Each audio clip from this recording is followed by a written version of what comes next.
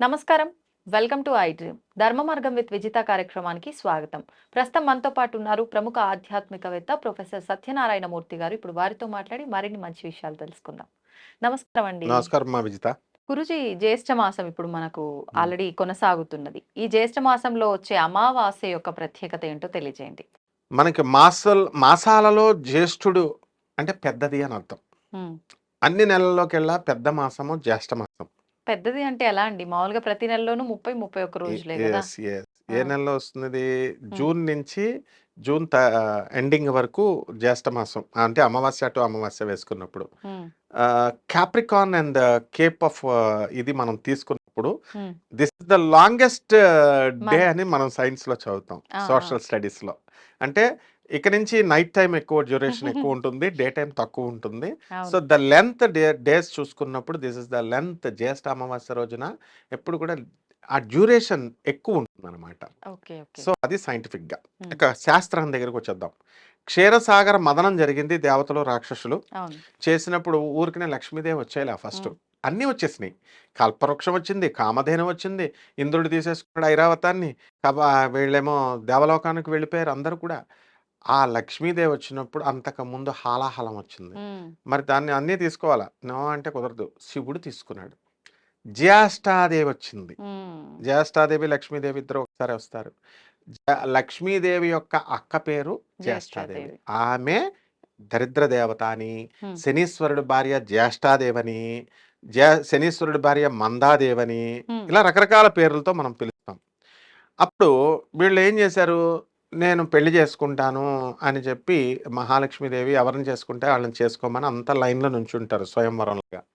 కూర్చుంటే అందరినీ ఏమని అంటుందంటే ఆమె సత్వగుణ రజోగుణాలకి అతీతుడైనటువంటి వాడిని చేసుకుంటానంది. అక్కడ శ్రీ మహావిష్ణువు తప్ప ఎవరు లేరనమాట. సో, వరుసలో ఈ శ్రీ మహావిష్ణువుకు వరమాల వేసింది బాగుంది. వరమాల వేసి కాళ్ళకి దండం పెట్టుకుంటుంది.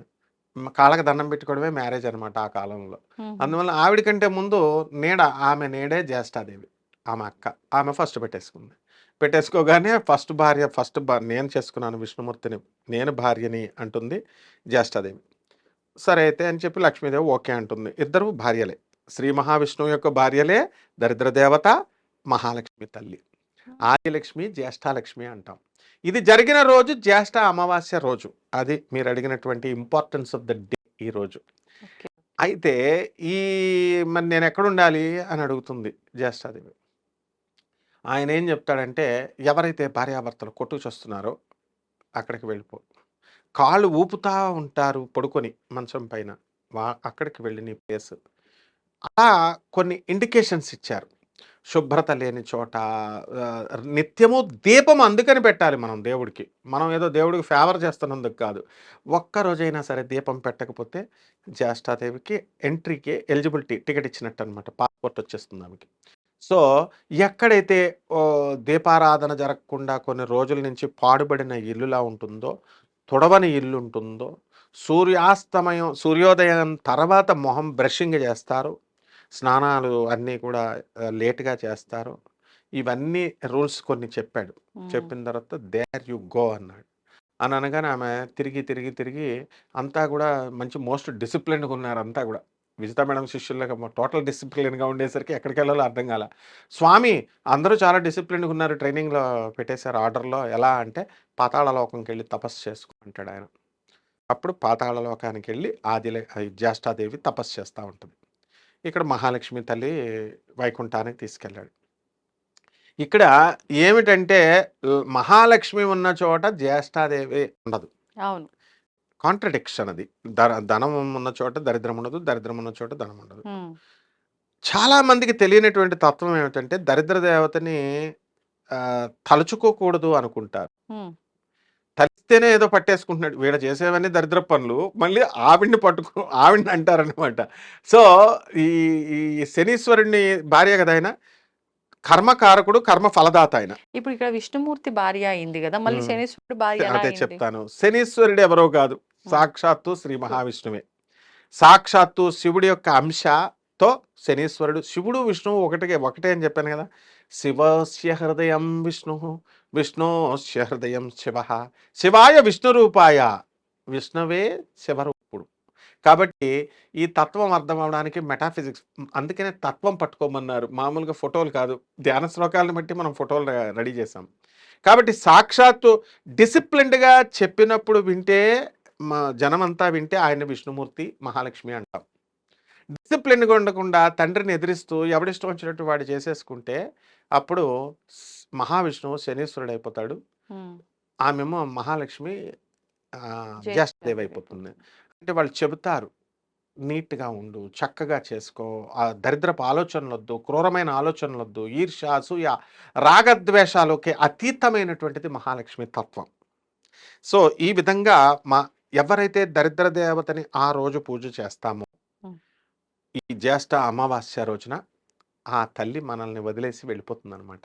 హుహు. అందువల్ల మహాలక్ష్మి, జ్యేష్ఠాదేవికి ఇద్దరికీ ఒకసారి పోటీ వస్తుంది. నారదుడిని అడుగుద్ది. నేను అందంగా ఉన్నానా? ఆమె అందంగా ఉందా అని. అప్పుడు నారదుడు చాలా తెలివైన వాడు కాబట్టి ఏమంటాడంటే, అమ్మా మహాలక్ష్మి తల్లి నువ్వు వచ్చేటప్పుడు చాలా అందంగా ఉంటావు. ఎవరైనా సరే రా రా అంటారు. అమ్మా జ్యేష్ఠాదేవి నువ్వు వెళ్ళిపోయేటప్పుడు అందంగా ఉంటావు. బావుంటుందని బ్రహ్మాండంగా చెప్తాడు. అందుకని నారదుడికి వరం ఇచ్చిందనమాట. హ్మ్. ఆటి నుంచే జ్యేష్ఠాదేవి ట్రాన్స్‌ఫర్మేషన్ అయింది. హ్మ్. సో, ఎవరైతే నన్ను పూజ చేస్తారో వాళ్ళని తప్పకుండా నేను వదిలేసి వెళ్ళిపోతానని. కాబట్టి సేమ్ ప్రాసెస్. ఆమెనే ధూమావతి అంటున్నాం. దశ హ్మ్. మహావిద్యల్లో ఒకటైన ధూమావతి. ఆ ధూమావతికి మనం పూజ చేసినప్పుడు ఏమంటాము? నా తల్లి నాకు ధనాన్ని ఇవ్వంటే ఇవ్వదామె. దరిద్రాన్ని పోగొట్టు తల్లి. తర్వాత అందుకే చాటా, చీపురు అవన్నీ అది చాట ఉంటాయి. చీపురు ఈమెదే. ఎవరు? ధూమావతి. ధూమావతే దరిద్ర దేవత జ్యేష్ఠ. కదా! కాకి, చేట, చీపురు ఇవన్నీ మన జ్యేష్ఠాలక్ష్మి యొక్క ప్రాపర్టీస్ ఇవన్నీ. హ్మ్. అందువలన చక్కగా చేటని అందుకే బోర్లించకూడదు. చీపురుని పెట్టే విధానం కూడా ఉంది. ఇలా పెడతామా, నిలువుగా పెడతామా అనేది చెప్పబడి ఉంది శాస్త్రంలో. ఆడవాళ్ళకి బాగా తెలుసు మనకంటే. తర్వాత ఈ యొక్క చేట, చీపురి మనకంటే అంటే నన్ను కూడా అబ్బాయిని చేసేసారా? నువ్వు డైనమిక్ హీరో అమ్మా. విజిత అంటే ఏంటి? విజిత ఇంటర్వ్యూస్ అంటే డైనమిక్ హీరో నువ్వు. కాబట్టి చీపురుని పైకి పెట్టకూడదట. ఇలా ఇలా పెట్టి లావుగా ఉన్నది పైన పెట్టి క్రిందకి ఉన్నది అలా నియమం చెప్పారు. అలాగే మనకి గరిక గడ్డి లేనిదే ఇంట్లో దరిద్ర దేవత వచ్చేస్తుంది. హ్మ్. పవిత్రమన్నారు. ఇప్పుడు కూడా అందుకని మన వాళ్ళు అందుకనే గ్రహణం సమయంలో చిన్న చిన్న ముక్కలు కొట్టి కట్ చేసి వేయమంటారనమాట. సో, ఆ విధంగా ఈ యొక్క తల్లిని మనం జ్యేష్ఠ అమావాస్య రోజున ఆరాధన చేసుకుంటే మనకి పసుపు కుంకాలు సేమ్ ప్రాసెస్.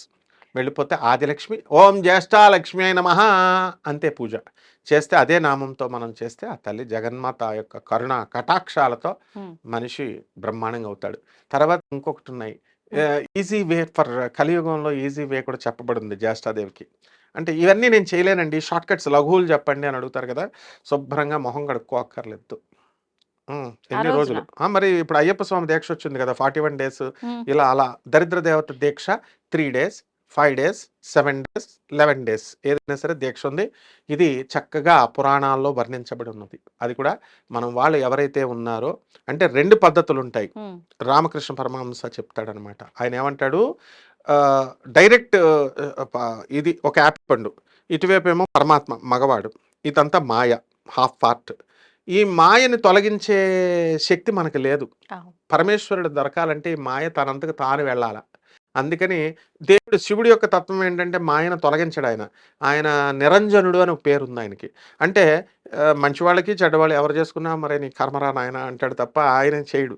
అందుకనే రామకృష్ణ పరమహంస మాయను పూజ చేస్తాడు మహాశక్తిని. హ్మ్. మాయ పూజ చేసి ఈమె వెళ్ళిపోగానే పరమాత్మ మనకు దొరుకుతాడు పరమేశ్వరుడు. ఆ! ఆ విధంగా ఈ జ్యేష్ఠ తల్లిని 2 పద్ధతులు చెప్పారు. మ్యాథమెటిక్స్‌లో కూడా డైరెక్ట్ మెథడ్, ఇండైరెక్ట్ మెథడ్ చెప్తాం. హ్మ్. దీంట్లో ఏంటంటే సింపుల్ షార్ట్ కట్ మెథడ్. స్నానం చేయక్కర్లేదు, మొహం కడగక్కర్లేదు అండ్ నూనె ఆముదం రాసుకోవాలి. నువ్వుల నూనె, ఆముదము.